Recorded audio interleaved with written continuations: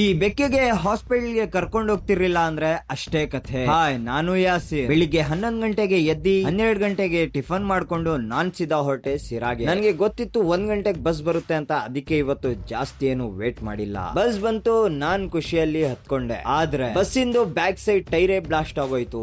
ಏನ್ ಗುರು ನಮ್ ಅದೃಷ್ಟ, 1 ತಿಂಗಳ ಹಿಂದೆ ಕಾರಿನ ಬ್ಲಾಸ್ಟ್ ಆಗೋಗಿತ್ತು, ಇವತ್ತು ಬಸ್ಸಿಂದ ಆಗೋಗಿತ್ತು. ಡ್ರೈವರ್ ಹಂಗೋ ಹಿಂಗೋ ಕಂಟ್ರೋಲ್ ಮಾಡ್ಕೊಂಡು ಕೈ ಮರವರೆಗೂ ಬಂದ. ಅಲ್ಲಿ ನಿಲ್ಸಿ ಟೈರ್ ನ ಚೇಂಜ್ ಮಾಡಿದ್ರು. ಯಾವಾಗ ಬೇಗ ಹೋಗ್ಬೇಕು ಅನ್ಕೊಂತೀನೋ ಅವಾಗ್ಲೇ ಈ ತರ ಆಗುತ್ತೆ.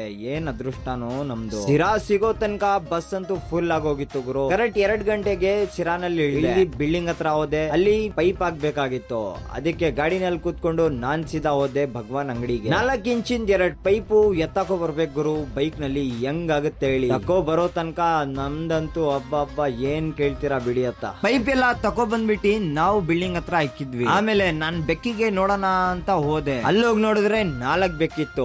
ಅದ್ರಲ್ಲಿ ಒಂದು ಫುಲ್ ವೀಕ್ ಆಗಿತ್ತು. ಇವಾಗ ಏನ್ ಹಾಸ್ಪಿಟಲ್ ಕರ್ಕೊಂಡು ಹೋಗಿಲ್ಲ ಅಂದ್ರೆ ಅಷ್ಟೇ ಕತೆ ಅನ್ಕೊಂಡೆ. ಆದ್ರೆ ಪುಟ್ಟಿ ತಕೋ ಬಂದ್ಬಿಟ್ಟು ಬೇಗ ಪುಟ್ಟಿನಲ್ಲಿ ಹಾಕೊಂಡು ನಾವ್ ಸೀದಾ ಹೋದ್ವಿ ಹಾಸ್ಪಿಟಲ್ಗೆ. ಎಮರ್ಜೆನ್ಸಿ ಅಲ್ವಾ ಗುರು, ಇಲ್ಲಾಂದ್ರೆ ಅಷ್ಟೇ ಕತೆ. ಏನ್ ಗುರು, ಸಿರಾನಲ್ಲಿ ಇರೋ ಹಾಸ್ಪಿಟ್ಲು ಕೆಲವು ಕಡೆ ಜನರದ್ದು ಈ ತರ ಹಾಸ್ಪಿಟಲ್ ಇರಲ್ಲ. ಅಷ್ಟೊಂದು ಕ್ಲೀನ್ ಮತ್ತೆ ಅಷ್ಟೊಂದು ಚೆನ್ನಾಗಿದೆ. ಅಲ್ಲೋಗಿ ಡಾಕ್ಟರ್ ಹತ್ರ ತೋರಿಸಿದ್ವಿ. ಡಾಕ್ಟರ್ 2 ಇಂಜೆಕ್ಷನ್ ಕೊಟ್ರು, ಮತ್ತೆ ಒಂದು ಡ್ರಾಪ್ ನ ಬರ್ತ್ ಕೊಟ್ರು. ಬೆಕ್ಕಿಗೆ ಮತ್ತೆ ಪುಟ್ಟಿನಲ್ಲಿ ಹಾಕೊಂಡು ಸೀದಾ ಮನೆ ಹತ್ರ ಬಂದಿ ಮತ್ತೆ ಬಿಲ್ಡಿಂಗ್ ಹತ್ರ ಬಂದೆ. ಇಲ್ಲಿ 2 ಲೇನ್ ತಂದಿದ್ ಪೈಪ್ ನ ಹಾಕ್ಬಿಟ್ವಿ. ಈ ಪೈಪ್ ಆಗೋ ತನಕ 8 ಗಂಟೆ ಆಗೋಯ್ತು ಗುರು.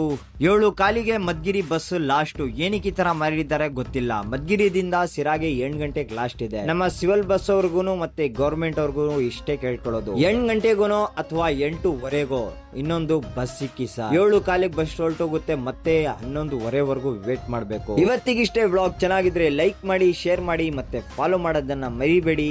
ಬರ್ತೀನಿ, ಧನ್ಯವಾದಗಳು.